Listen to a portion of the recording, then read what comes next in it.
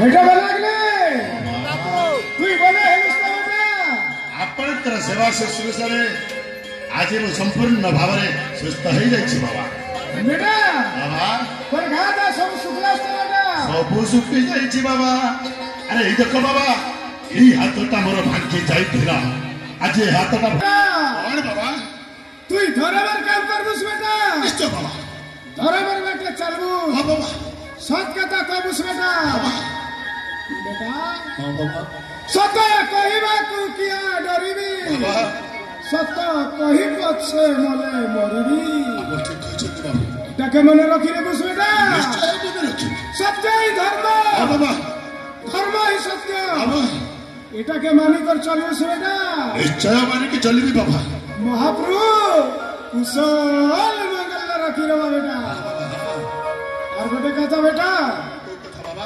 मोर बेटी अंजलि और तुई बेटा तुई भाई बहन कर चलवा के हिस्सी निश्चय बाबा निश्चय अंजलि पर हम सान भौणी ताको स्नेह ममता देई बेस आनंद रे रखबी आपण मनर से चिंता दूर कर बाबा ए बनाकनी पर आछे बेटा बाबा समय तो हला हां बाबा मुई खमन जाइसी चेरी मुली ओसो का सा अल्लाह बोले ही रोगी मन के तबिस बेटा ओ बाबा अरे बाबा गोटाई कथा माने रखिबे आपण संजय हला पूर्व गुटीर मध्य को फेरी आसीबे बाबा तू चिंता नहीं कर बेटा बाबा मुई साथ वेला के बोले आसबी ठीक আছে बाबा जाइसी बेटा बाबा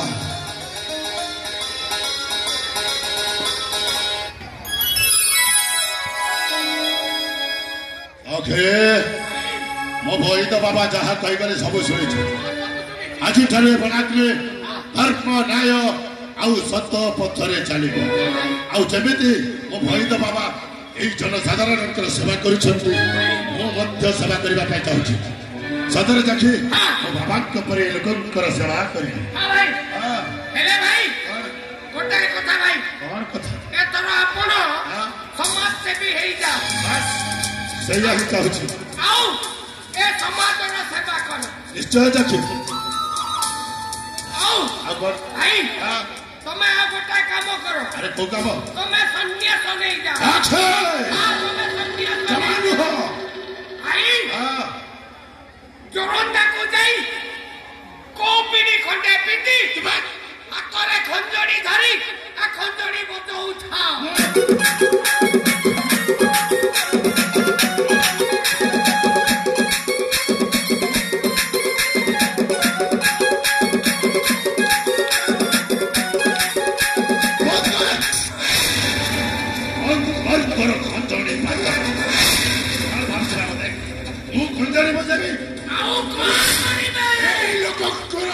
सेवा करिबा चाहूची करिबे ना तना गुण करिबे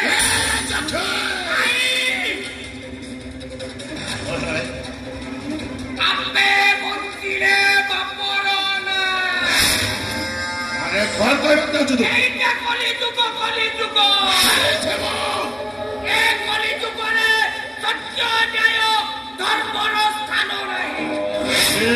केवल धर्मर ही स्थान आखे अत्यानु ए पद कते धर्मर उच्चय ए देखे नाय जति अधर्मर सदा सर्वदा केबे जय हुए ना मनरु सब पासरे गणना कर अरे कौ कथा ना এই রাজা দেব দত্তর প্রতিশোধ কথা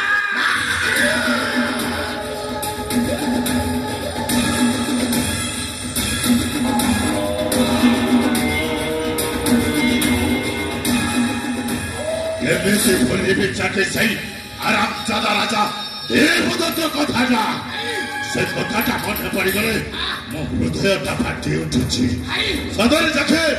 अरे मु कौन करिवे एपटे बही देवा कथा आउ सेपटे प्रतिशोध कथाटा প্রথমে করিব শত্রু কার্য एक कही छो তারপরে করিব পিতৃ কার্য निश्चय जखे अरे जखे शत्रु कार्य करने को हेले शत्रु भल मंद सब जानवा को हम आम नेत्र धरी ଦି ଭାଇ ବଳ ମଧ୍ୟରେ ରହି ଆସୁଛୁ ହଁ ଭାଇ ମାଣିକଙ୍କର ରାଜ୍ୟ ବିଷୟରେ ତାର ଭଲ ମନ୍ଦ କିଛି ବି ଜାଣିନି ସେଇଥିପାଇଁ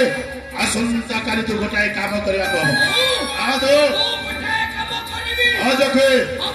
ଆସନ୍ତାକାଲି ଗୁପ୍ତଚର ହେଇ ମାଣିକଙ୍କର ରାଜ୍ୟକୁ ଯାତ୍ରା କରିବି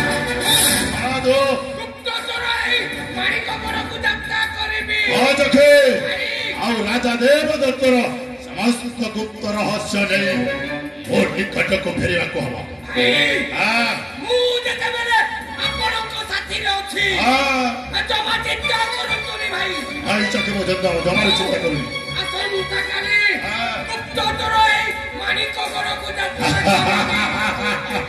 ସାବାସ୍ ଆଉ କଣ ରାଜା ଦେବଦତ୍ତର ସମସ୍ତ ଗୁପ୍ତ ରହସ୍ୟ ସଂଗ୍ରହ କରି ତୁମ ପାଖରେ ଉପସ୍ଥାପନ କରିବି ଭାଇ ହଁ ଚାଖି ତୋ ଉପରେ ମୋର ପୂର୍ଣ୍ଣ ବିଶ୍ୱାସ ଅଛି ଏ କାମ ନିଶ୍ଚୟ କରିପାରିବ କିନ୍ତୁ ପୁଣି କଣ ଭାଇ ଏ କଥାଟା ଯେମିତି ବୈଦ ନାଇଁ ଯଦି ଏ କଥାଟା ବୈଦ ଗୁରା ଜାଣିଯିବ ସେ ଆମକୁ ଏ ଅମରା ମଣି ମନସ୍ଥ ଭିତରେ ରଖେଇ ଦବନି ଭାଇ ଠିକ କହିଛୁ ଭାଇ ଯେମିତି ରାଜା ଦେବଦତ୍ତ ଆମକୁ ରାଜ୍ୟରୁ ତଡ଼ିଦେଲା ସେମିତି ବୈଦ ଗୁରା ମଧ୍ୟ ଅମରା ମଣି ମନସ୍ଥ ଭିତରୁ କାଢିଦେବ ଏ କଥାଟାକୁ ଗୋପନରେ ରଖିବାକୁ ହବ ଚାଖେ ଇଂଗୁଲାଣ୍ଡ ଦେଖିଛୁ ଇଂଗୁଲାଣ୍ଡ ଯେମିତି ତା ନିଜକୁ ନିଜେ ରଙ୍ଗରେ ପରିବର୍ତ୍ତନ କରେ ଠିକ ସେମିତି এই ବନାଗ୍ଲେଟା ତା ନିଜକୁ ନିଜେ ରଙ୍ଗରେ ପରିବର୍ତ୍ତନ କରିଦେବ ଏ କଥାଟା ଆମ ବେନି ଭାଇ ଛଡା ତୃତୀୟ ଜଣ କେହି ଜାଣିପାରିବେ ଏହାକୁ ଗୋପନରେ ରଖିବା ଆପଣ ଯେମିତି ଇଂଗୁଲାଣ୍ଡ ଉପରେ ରଙ୍ଗ ବଦଳାଇ କଥାଟାକୁ ଗୋପନରେ ରଖିବେ ଠିକ ଯେମିତି ମୁଁ 12 ମାସି ଚଢ଼େଇ କରି ରଙ୍ଗ ବଦଳାଇ ମାଣିକ ଘରକୁ ଯାତ୍ରା କରିବି ରାଜା ଦେବଦତ୍ତ ଜମା ମୋତେ ଜାଣିପାରେ ସେ ଜମାରୁ ତତେ ଜାଣିପାରିବନି ଆଉ ଆମ କାମଟା ସହଜେ ହେଇଯିବ ଆରେ ଚାଖେ ସମୟଟା ଅନେକ ହେଇସାରିଛି ଏଥର ଆମେ ଯିବା କୁଟୀର ମଧ୍ୟକୁ ଆଉ କିଛି ଆଲୋଚନା କରି ଆସନ୍ତାକାଲି ତୁ ଗୁପ୍ତଚର ହେଇ ଯାତ୍ରା କରିବୁ ମାଣିକଙ୍କର ରାଜ୍ୟ।